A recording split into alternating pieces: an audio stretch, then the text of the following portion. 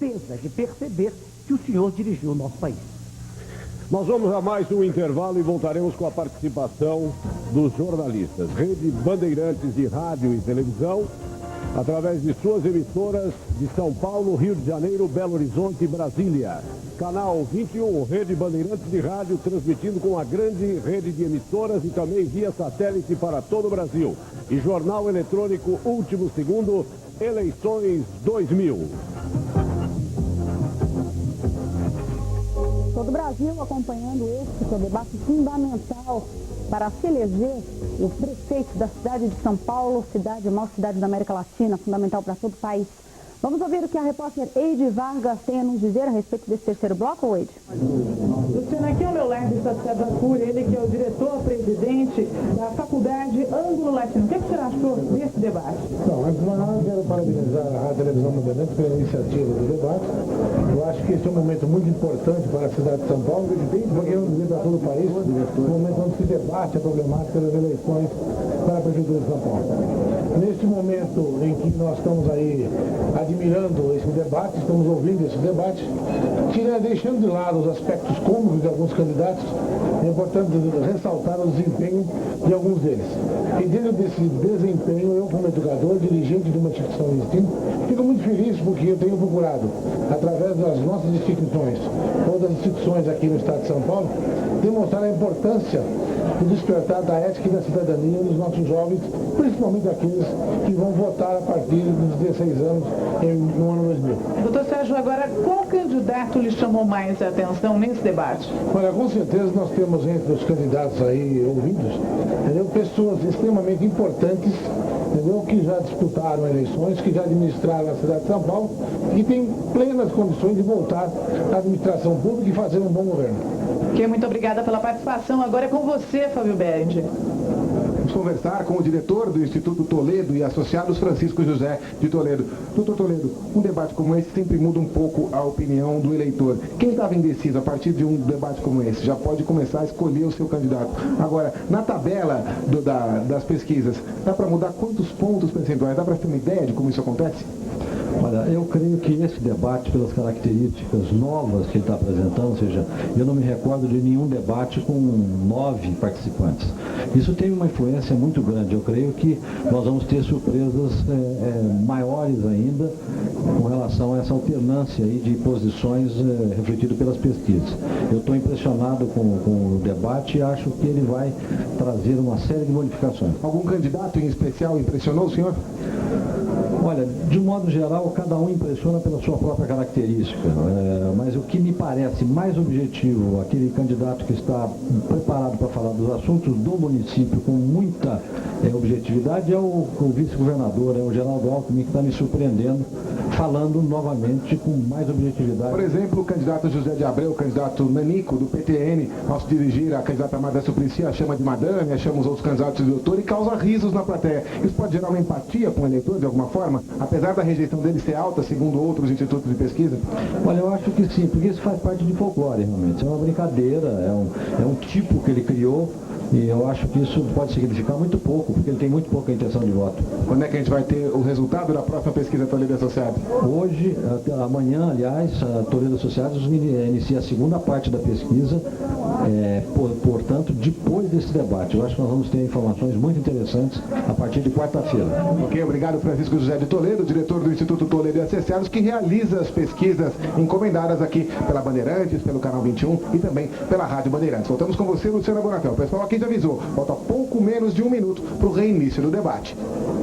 Destacando aí, né, Fábio, que é interessante também notar que alguns candidatos preferem uma postura mais agressiva e nem sempre buscam a empatia do eleitor, mais por esse lado mais agressivo do que o lado mais bonachão. Existem candidatos aí para todos os gostos, é questão agora de escolher. Daqui a pouquinho nós estamos voltando para o quarto bloco desse debate fundamental para a cidade de São Paulo, que quer reverter a história de abandono que vem sido verificado na última gestão, principalmente, não é? A gente vai acompanhar agora os candidatos, são 11 horas e 50 minutos. Nós temos 10 candidatos participando deste debate. São os candidatos que são dos partidos que têm representatividade no Congresso Nacional, que é o que define a lei eleitoral. Vamos ao quarto bloco.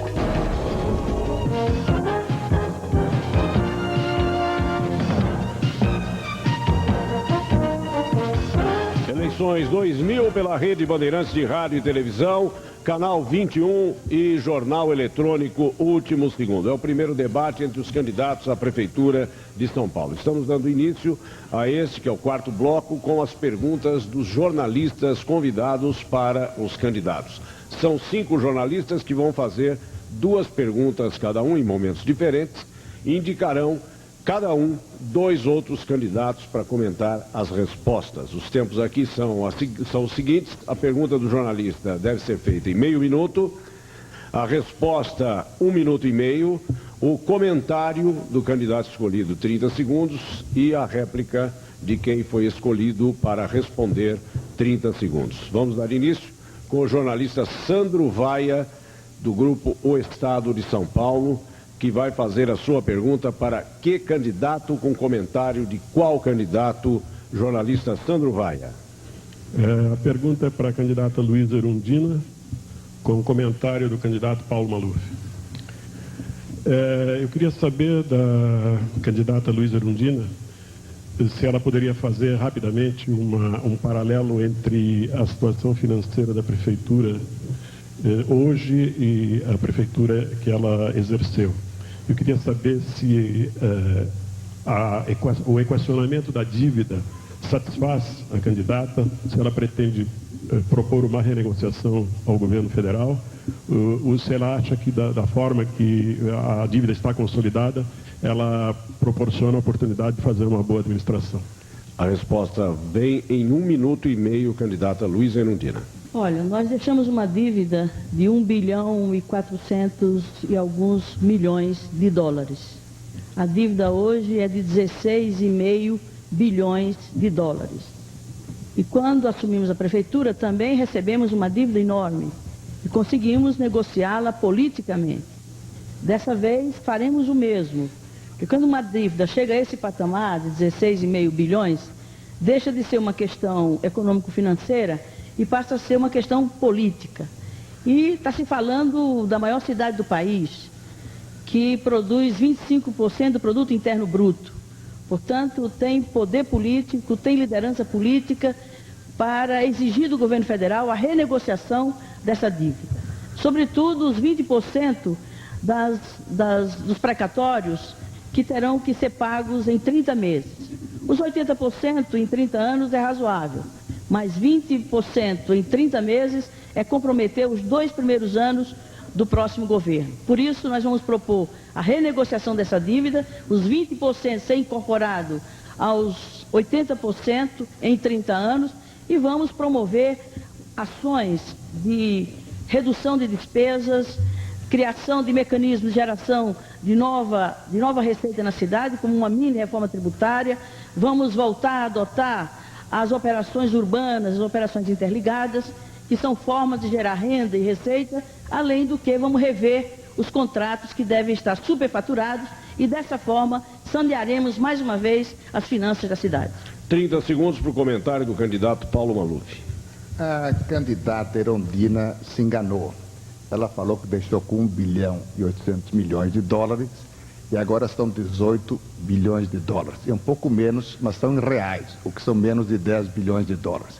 Em segundo lugar, eu quero dizer que esta dívida cresceu não em função de outra coisa, senão um custo financeiro altíssimo. E que a Prefeitura de São Paulo deve cerca de 2 orçamentos. O governo do Estado deve cerca de 3 orçamentos e o governo da República, na dívida interna, 4 orçamentos. Acho que a renegociação foi bem feita. Nós temos que agradecer ao senhor ministro da Fazenda, Pedro Malan, que fez uma renegociação a custos financeiros baixos para a cidade de São Paulo, que é viável. Réplica, Luísa Erundina. Olha, o Paulo Maluf é conhecido exatamente pela facilidade com que ele mente. Eu acho que a população de São Paulo conhece muito bem. Então, quem conhece Paulo Maluf e Luísa Erundina sabe exatamente quem está mentindo e quem não está mentindo. A renegociação da dívida com o governo federal foi razoável em relação aos 80%, porque interessava ao governo federal. O governo federal precisava ressarcir, trazer de volta para o Banco do Brasil 6,5 bi que a prefeitura devia e queria sanear a dívida da prefeitura com o Banespa de 3 bi, porque ele tem interesse em sanear as finanças do Banespa para poder entrar no processo de privatização. Portanto, temos competência, já administramos uma forte dívida e isso faremos no próximo governo. Dá licença, só para dizer que eu nunca menti. Acho que mentir é um insulto. Já não há esse tempo, candidato Paulo Maluf. Não há esse tempo. E agora o jornalista Fernando Rodrigues, da Folha de São Paulo, vai fazer pergunta para que candidato, Fernando? Pergunta para o candidato Geraldo Alckmin, com comentário da candidata Marta Suplicy. Candidato Geraldo Alckmin, o seu coordenador de campanha, Walter Feldman, apoiou o candidato Paulo Maluf em 92. O senhor dá a entender nas suas propagandas que deve fazer um governo diferente do que fez Paulo Maluf. Não o constrange ter um coordenador que tenha sido malufista ou é malufista coordenando sua campanha e sendo vice-governador de São Paulo, qual nota o senhor daria para o governo Mário Covas e que nota o senhor dá também de 0 a 10 para o governo Fernando Henrique? Olha, em relação ao Walter Feldman, não é verdadeira essa afirmação, ele nunca foi malufista, é fundador do PSDB, foi vereador atuante, deputado atuante, líder do governo e faz um trabalho muito sério. E eu, como prefeito de São Paulo, eu vou fechar todas as torneiras do desperdício do dinheiro público, vou rever todos os contratos da prefeitura, contratos de terceirização, contratos de obra, vou fazer um esforço grande de ajuste pelo lado da despesa para recuperar a capacidade de investimento da Prefeitura de São Paulo. Grande parte da Prefeitura foi terceirizada, recursos estão sendo perdidos através do sistema de saúde, a Prefeitura deixa de receber recursos. Além disso, a Prefeitura, mais de 12 mil funcionários, quando foi criado o PAS, foram afastados da saúde e continuaram recebendo dinheiro numa cidade com tanta carência, com tanta necessidade, enormes desperdícios. Então nós vamos trabalhar sim, vamos trabalhar firme para recuperar, acreditamos na recuperação da cidade de São Paulo. E em relação ao governo estadual e governo federal, o governo estadual e o governo federal vão ser julgados em 2002. E quem vai julgar é o povo de São Paulo e o povo brasileiro. Sou candidato a prefeito de São Paulo, acredito na recuperação da nossa prefeitura, vou moralizar a prefeitura que foi levada à falência. Vamos recuperá-la. 30 segundos para o comentário da candidata Marta Suplicy. Quanto à questão do Walter Feldman, coordenador da campanha do vice-governador, eu acompanhei muito bem essa eleição, era esposa do candidato, e pude ver que ele fez o possível e o impossível para atrapalhar o apoio do Covas no Suplicy e apoiar Paulo Maluf. Essa é uma testemunha de dentro da casa e ouvindo os comentários do meu marido, senador, todo dia. Quanto ao PSDB, há 6 anos aumenta a violência e o desemprego no governo dessa cidade. E tem mais, o bom moço Geraldo Alckmin, hoje a Folha mostra que Alckmin assinou contrato sem licitação e mais que o Tucano deu emprego a parentes, ao pai e a 3 cunhados em Pindamonhangaba. Zé de Abreu tem a sua resposta do grande feito lá. 30 segundos para a réplica do candidato Geraldo Alckmin, por favor, sem manifestações. Eu estranho muito que a candidata Marta Suplicy faça dobradinha com o Zé de Abreu. Dobradinha com o Pita. A candidata Marta Suplicy faz dobradinha com o Pita. Eu quero dizer primeiro, não em respeito a ela, mas em respeito a você, ao telespectador, que em relação a essa leivosia que foi publicada no jornal, o contrato foi feito antes da minha gestão, contrato licitação pública feita, o meu governo foi aprovado em Pindamonhangaba, 6 anos pelo Tribunal de Contas do Estado, fui aprovado pela população, nunca tive uma ação pública. E registro aqui a postura da candidata Marta Suplicy fazendo dobradinha com o Pita e com o Zé de Abreu. Agora, o contrato do pai Tempo dos 3 esgotado, cunhados... não há mais essa possibilidade, candidata Marta Suplicy.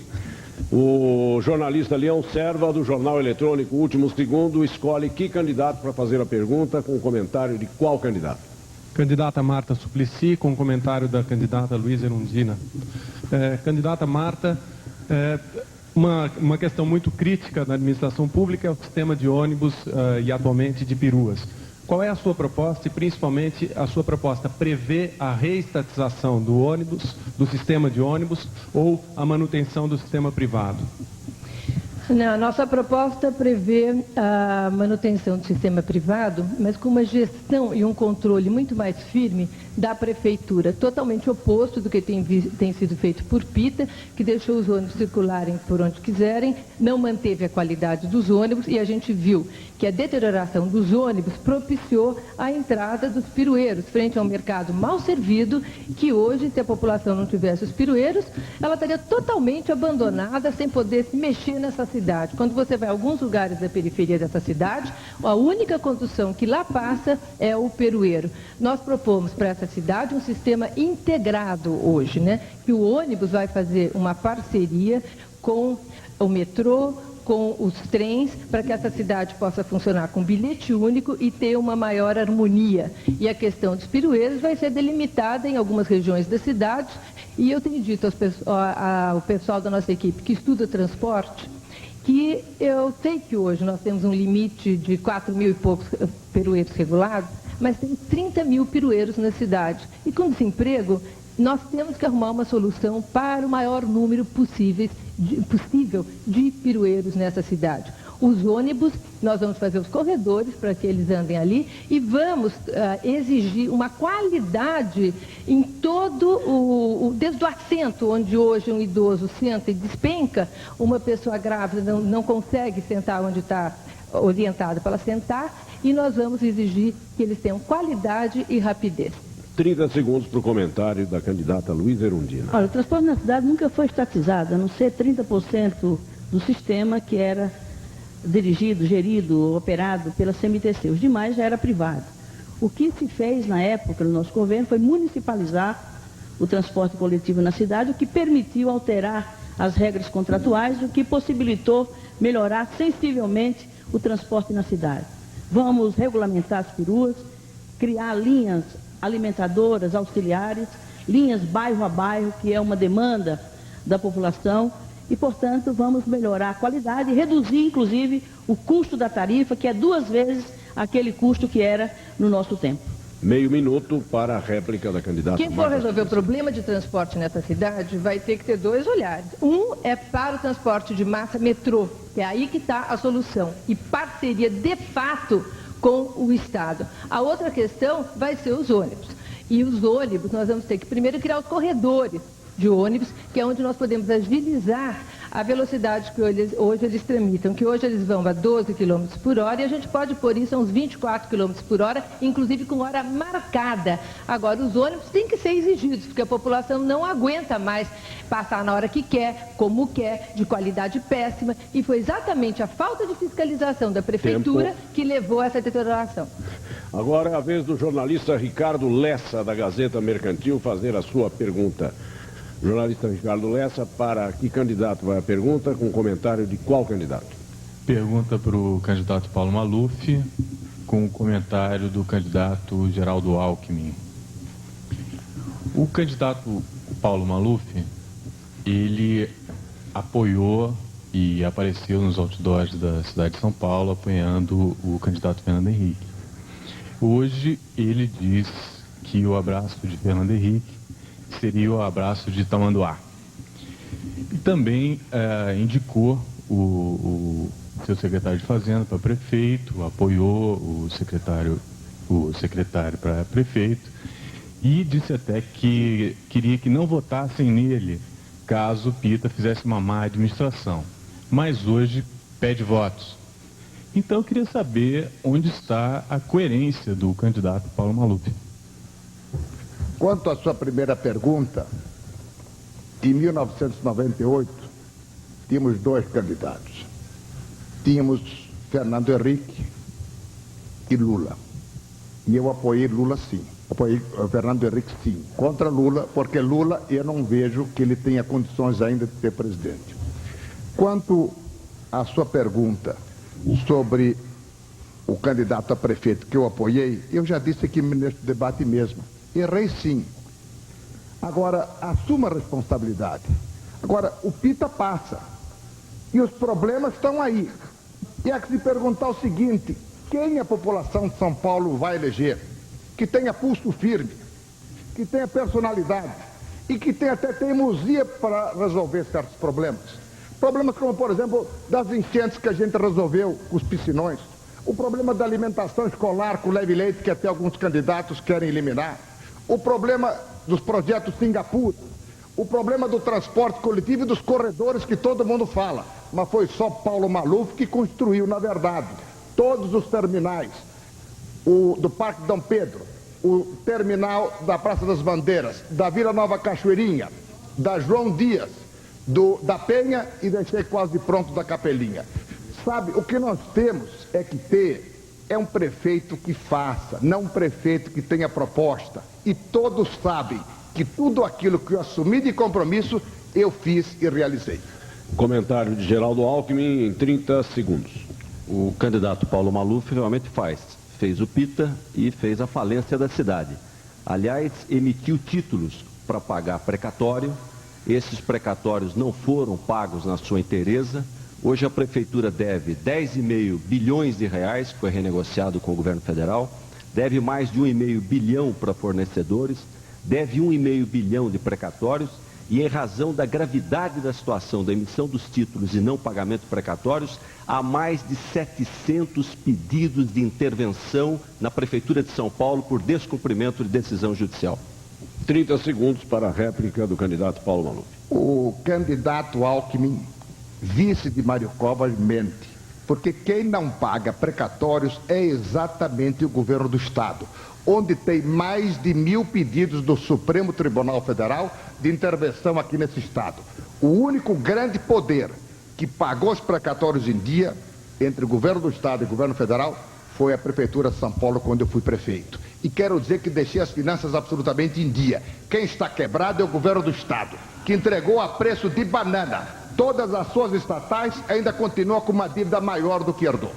O governo pagou 1,6 bilhão de precatório. Agora, a vez do jornalista Celso Zucatelli fazer a sua pergunta para que candidato, com o comentário de qual candidato? Celso Zucatelli, do canal 21. Minha pergunta é para o candidato Romeu Tuma, com comentário da candidata Marta Suplicy. Candidato, em reportagens publicadas hoje pelos jornais do Estado de São Paulo e Folha de São Paulo, especialistas criticam a sua proposta de plano de saúde, aliás, já comentada hoje aqui. Dizem que seria inviável por desrespeito à universalidade e também pelo custo. A reportagem da Folha mostra ainda críticas a outras duas propostas: incentivo à instalação de postos artesianos na cidade e de GPS nos táxis. Pergunta é: as propostas estão mal formuladas? Absolutamente não. Eu quero dizer que, ao contrário do que o senhor coloca, nós queremos universalizar o atendimento à saúde. Porque hoje, a periferia, a população mais pobre não tem acesso nem à consulta. Eu andei pela periferia e senti de perto a dificuldade de se localizar um médico, inclusive a impossibilidade de procurá-lo por falta de dinheiro para pagar a condução. Visitei alguns lugares onde são encostados e abandonadas esta população que não tinha o que comer. Então, o nosso desejo é tentar resolver esse problema atendendo, através de consultas, médicos que se queiram credenciar próximo à região dos moradores. E a Prefeitura vai pagar essas consultas sem prejuízo de todo o sistema de saúde, que será recuperado. Tem 298 estabelecimentos de saúde que pertencem à Prefeitura e 10.400 funcionários que estão afastados por não concordarem com o PAS. Então é perfeitamente viável. Sobre os postos artesianos, quem fez a análise foi um técnico que precisaria de centenas de postos para minimizar a situação de falta de água. Então nós dissemos que vamos estimular. Não diz que a Prefeitura vai fazer, portanto, a distorção grave e maldosa nas colocações da imprensa.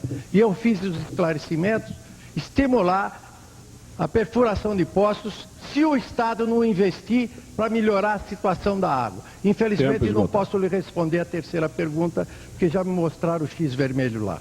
30 segundos para o comentário da candidata Marta Suplicy. Olha, em relação à proposta da saúde, ela é completamente inviável, porque ela inviabiliza o recurso do SUS de vir para a cidade de São Paulo. Então começa daí o problema. Você acaba deixando de trazer para a cidade de São Paulo a mesma coisa que aconteceu com o PAS, 200 milhões de reais, que faz uma enorme diferença num orçamento de 800 milhões.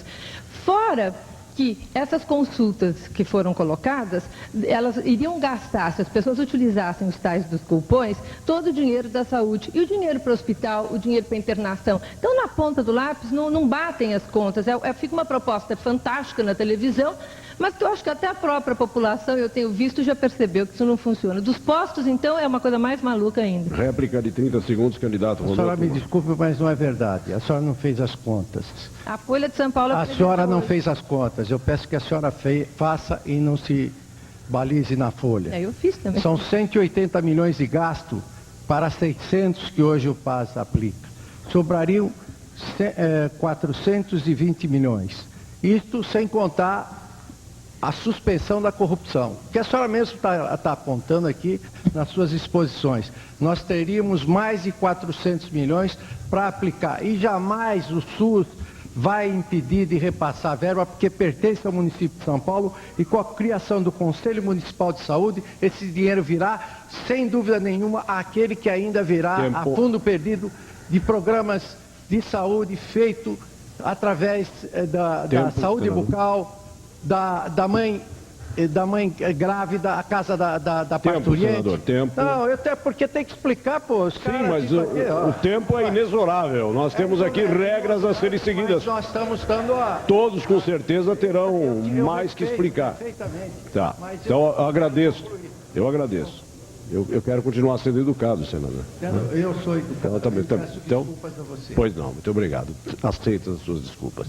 Agora o jornalista Sandro Vaia, do estado de São Paulo, faz a sua segunda participação. A segunda rodada que começa pelo Sandro Vaia, que vai fazer a pergunta agora para que candidato, com comentário de qual candidato, Sandro? A pergunta é para o candidato Fernando Collor e o comentário do candidato Geraldo Alckmin.